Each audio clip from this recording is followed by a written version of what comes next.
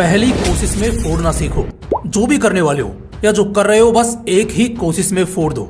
लेकिन कैसे? 6 पावरफुल तरीके बताने वाला हूँ जो तुम्हें बार बार के झंझट से दूर करके एक ही बार में सक्सेसफुल बना देंगे। तुम एक ही कोशिश में कुछ भी फोड़ दोगे।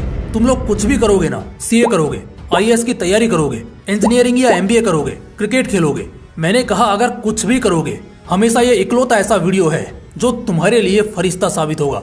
होता क्या है ना, करते हम सब हैं, लेकिन निकलता सबका नहीं है।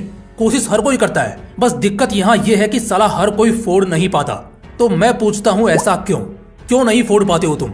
मैं बहुत अच्छे तरीके आगे बताने वाला हूँ, जिससे कह तो रहा हूँ तुम लोग सच में सोचोगे कि यार अगर ये वीडियो हमने मोटिवेशनल विंग्स पर नहीं देखा होता तो सच में कितना बुरा हाल होता हमारा। लेकिन उससे पहले ना जरा एक हकीकत को जीकर देखते हैं, क्योंकि असली मजा तभी तो आएगा।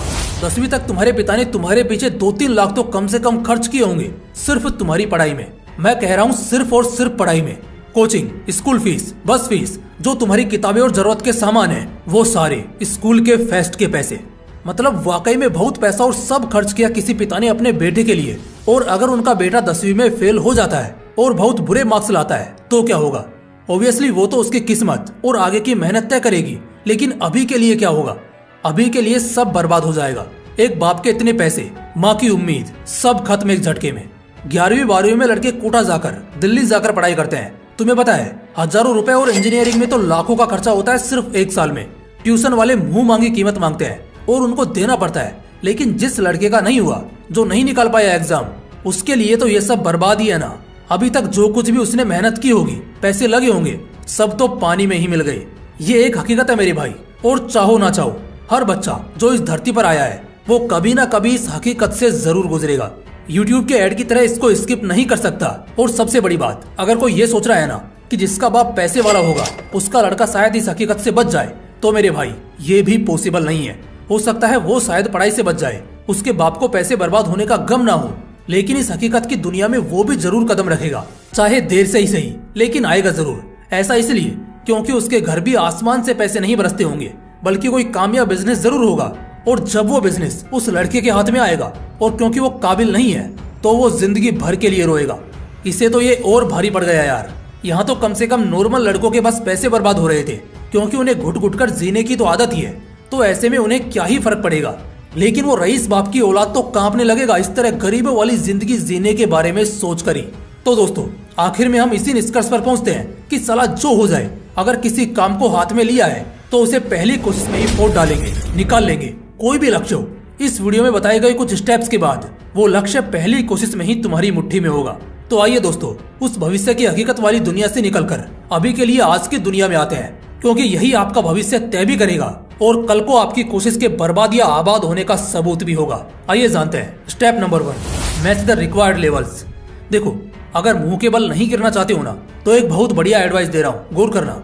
हमेशा जब भी तुम अपने लिए, अपने करियर और फ्यूचर के लिए कोई गोल सेट करोगे, ऐसा नहीं है कि कोई बड़े सपने या बड़ा लक्ष्य देखना नहीं है, बल्कि देखना, लेकिन उसके बाद ये देखना कि तुम्हारे खुद के अंदर कितनी पोटेंशियल है और उस गेम में, यानी उस गोल को हासिल करने के लिए कितना पोटेंशियल चाहिए। अब यार, अगर मुझको आईएएस बनना है, ऐसा मैंने सोचा है, और कैपेसिटी मेरी क्लर्क बनने की भी नहीं है, तो क्या मैं यूपीएससी के अटेम्प्ट के लिए तैयार हूँ? बिल्कुल नहीं। लेकिन क्या मैं आईएएस बनने के बारे में सोचना छोड़ दूं? अरे बिल्कुल भी नहीं। लेकिन मैं तब तक अटेम्प्ट नहीं करूंगा जब तक मेरा लेवल मैच नहीं हो जाता यूपीएससी के लेवल से। पता है, जो नाकामयाब लोग होते हैं ना, कई दफा वो सिर्फ इस वजह से फेल हो जाते हैं क्योंकि पहली बार वो ऐसे ही मुंह उठाकर ट्राई करते हैं, और ऑब्वियसली फेल तो फिर होंगे ही। और इस चीज से डिमोटिवेट होकर वो जिंदगी भर के लिए समझते हैं कि ये चीज हो ही नहीं सकती। इसलिए जब तुम एक बार अपना लेवल मैच कर लेते हो जिसकी तुम्हें जरूरत है, तो उसके बाद तुम हर तरफ से बच जाते हो और तुम्हारी कोशिश कामयाब होती है। Step number 2, practice and perfection. Practice बहुत इंपॉर्टेंट है और इससे तुम्हें परफेक्शन तक पहुंचने का सहारा मिलता है। बिना प्रैक्टिस के किसी को भी परफेक्ट होते देखा है क्या? ये पॉसिबल ही नहीं है।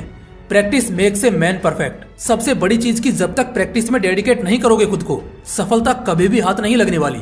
और यहाँ खासकर जब हम बात कर रहे हैं कि कैसे सिर्फ एक ही कोशिश में फोड़ा जाए, तो इसमें परफेक्शन के बिना ये बोलना भी बड़ा गंदा लगेगा। परफेक्शन का मतलब भी शायद बहुत से लोगों को नहीं पता होगा। परफेक्शन का मतलब है कि तुम्हारे दिलो दिमाग में बस चुकी है वो चीज। शायद तुम इतने परफेक्ट हो जाओ कि जब आंख बंद करके भी निशाना लगाओ ना, तब भी सही जगह बैठे।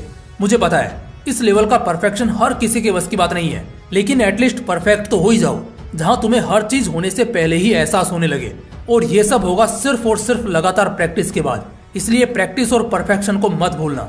Step number 3, seek from others experiences. कई बार कोशिशों में सब कुछ सही चल रहा होता है, लेकिन किस्मत आकर गेम कर देती है। बस इसी चीज के चलते तो बार बार आपसे कहता हूँ, दूसरों के एक्सपीरियंसेस पढ़ो, खराब एक्सपीरियंसेस। कई लोगों में ना टैलेंट बहुत था, बैकअप सपोर्ट बहुत था, बट स्टिल कुछ नहीं कर पाए। आखिर क्यों? ढूंढने जाओगे तो सैकड़ों एग्जाम्पल मिलेंगे। तो मैं पूछना चाहता हूँ, उनका क्यों नहीं हुआ कुछ? उनका कुछ इसलिए नहीं हुआ क्योंकि उन्होंने शायद कुछ ऐसी गलतियां करी जो उन्हें नहीं करनी चाहिए थी, या कुछ ऐसे रेयर सिचुएशंस उनके सामने पैदा हुए जो नहीं होने चाहिए थे। तो जब भी ऐसा कुछ होगा ना, आपकी कोशिश खराब होगी ही होगी, लेकिन उस समय आपको लगेगा कि उस चीज के लिए अच्छी प्रैक्टिस या और अच्छा रिवीजन चाहिए। लेकिन इसके अलावा ऐसा भी हो सकता है कोई छोटी सी चीज रह गई हो जिस पर आपका ध्यान गया ही नहीं हो, और सिर्फ इस वजह से आप फेल हो जाओ। फॉर एग्जाम्पल, आपको कोई एंट्रेंस एग्जाम है, लेकिन उस एग्जाम से ठीक 2 रात पहले आप कहीं ठंडे पहाड़ों में घूमने गए और आपको हो गया तगड़ा जुकाम, ठंड लग गई आपको। अब जब आप एग्जाम देने जाते हैं, तब एक तो आप लेट पहुंचते हैं, और दूसरा कि आप एग्जाम के बीच में ही भारी सिर दर्द और अजीब तरह की अनकंफर्टेबलनेस महसूस करते हैं। ऐसे में आप क्या कहेंगे? किस चीज का आपने ध्यान नहीं दिया? देखो, दूसरों के एक्सपीरियंसेस को पढ़ोगे ना, तो उनमें ये सब मिलेगा, और ऐसे बहुत से और भी पॉइंट्स मिलेंगे जो तुम्हारे फेल होने के चांसेस को घटा देंगे। Step number 4, speed your progress. अब बारी है अपने प्रोग्रेस को स्पीड अप करने की। देखो, तुम्हारी जितनी तेजी होगी, फायदा तुम्ही को होगा और उतना ज्यादा होगा। प्रोग्रेस तेज करने के लिए अभी जो तीनों स्टेप्स बताए वो तो चाहिए, और इसके साथ चाहिए तगड़ा जुनून और डेडिकेशन। अगर काम या उस पर्टिकुलर चीज में इंटरेस्ट है तो अपने आप मजा आएगा, और अगर नहीं है तो उसमें इंटरेस्ट लाओ, लेकिन अपने प्रोग्रेस की स्पीड को बढ़ाओ। कल तक जहां तुम 1-2 दिन में एक चैप्टर कंप्लीट करते थे, अब 1 दिन में 1 करने की कोशिश करो। कल जहां 10 मिनट में 1 किलोमीटर का स्प्रिंट करते थे, अब कोशिश करो 15 मिनट में 3 किलोमीटर का स्प्रिंट पूरा करने की।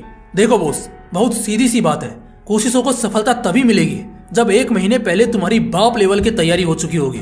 जो ये टॉपर्स होते हैं ना, स्टेट टॉपर, नेशनल टॉपर, इनका यही एटीट्यूड होता है। जब तुम पढ़ना शुरू करते हो ना, तब तक ये आधा सिलेबस पढ़ चुके होते हैं, और साल के आखिर तक इनका कई बार रिवीजन हो चुका होता है। अब बताओ, उनकी औकात दूसरों से कितनी बड़ी है? और ऐसा इसलिए है क्योंकि उन्होंने दूसरों से पहले अपना प्रोग्रेस किया, सबसे तेज प्रोग्रेस किया। Step number 5, isolation. गायब हो जाओ।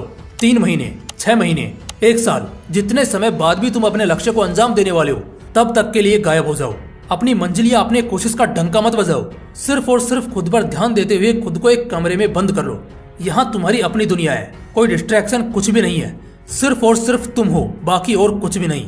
बाहर वालों में इस बात की चर्चा होनी चाहिए कि अरे यार, वो बंदा नहीं दिखता हमें, कहाँ गया जो वो बंदा दिखता नहीं है। एक बार जब तुम बाहरी दुनिया से कट जाते हो ना, तो फिर तुम्हें किसी से भी कोई भी लेना देना नहीं होता, और संसार की तमाम डिस्ट्रैक्शन और भी ऐसे कई सारे वो वजह जिससे शायद तुम्हारा सपना अधूरा छूट जाता, वो सारी वजहें थम जाएंगी, कट जाएंगी।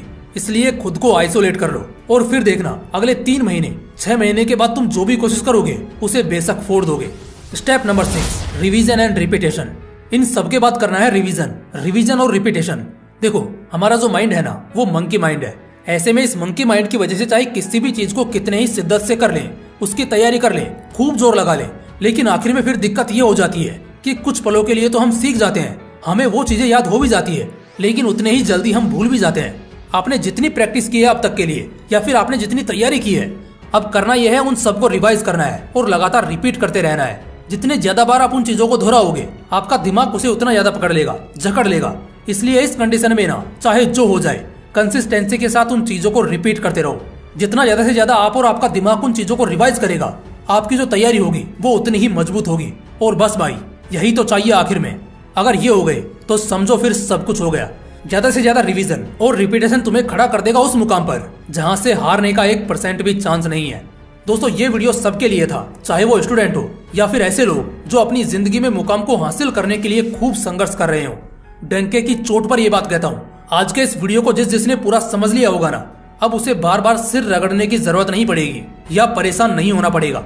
अगर वो बताई हुई सभी स्टेप्स को अपनी जिंदगी में उतारता है तो वो बवाल बन जाएगा और पहले अटेम्प्ट में ही हर चीज क्लियर होगी। दोस्तों, अगर वीडियो अच्छा लगा तो इसे एक लाइक जरूर करना और अपने दोस्तों और अपने भाई बहनों के साथ इसे जरूर शेयर करना। बाकी फिर मिलते हैं इसी तरह के एक और बवाल वीडियो के साथ। जय हिंद, जय श्री कृष्ण।